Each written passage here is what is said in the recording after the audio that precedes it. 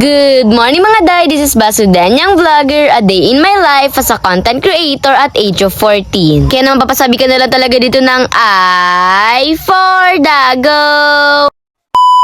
For today's vlog is finally 1 million followers na nga tayo sa second account natin sa Facebook. Kaninang umaga pagkabangon ko, grabe 1M followers na pala ako. Kaya naman super naiiyak talaga ang ate girl nyo. Ewan ko rin kung bakit. Pero at least tears of joy. At ayan, for today's video is samahan nyo nga talaga ako dahil nga magsi-celebrate tayo.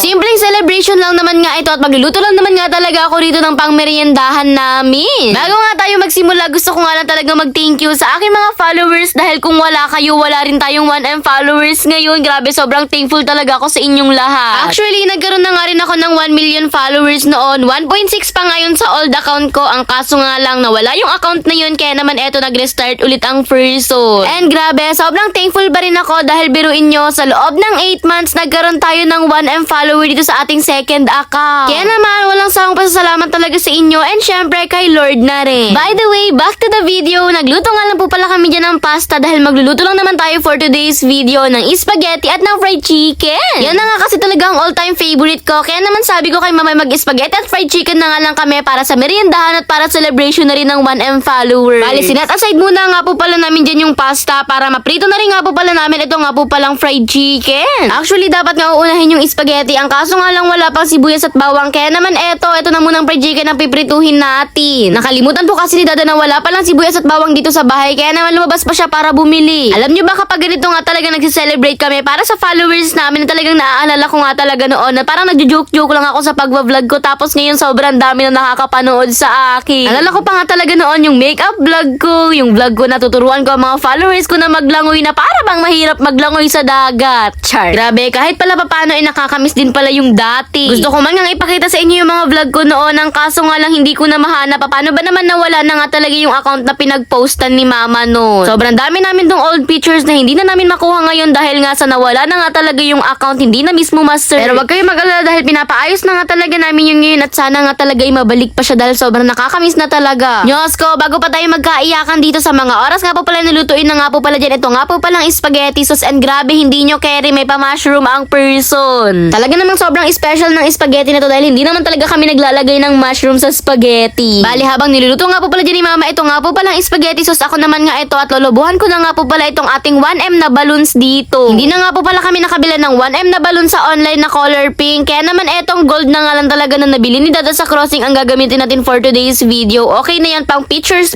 lang. Sobrang nahirapan nga rin po pala ako magpalobo. Kaya naman sabi ko nga is Dada na nga lang ang magpalobo at buti na nga lang talaga pumayag agad ang Dada na para bang hindi talaga busy ang Dada magluto. And ayun, gusto ko na din mag-thank you sa family ko dahil since noon pa lang talagang unang nag-vlog nga talaga ako, sila na nga talaga yun nandyan sa akin nakasuporta at nakaalalay sa lahat ng vlogs ko. Uy, hindi ka iiyak. Ala, hindi. By the way, luto na nga rin po pala yung spaghetti tsaka fried chicken sa mga oras na natin. Masasabi ko nga lang talaga, thank you very much po sa lahat ng nag-congrats sa akin. Once again, happy 1 million followers Basudanyang Vlogger na para bang hindi yung sarili ko. Ala, hindi. Ano pang hinihintay nyo? Kain po tayo.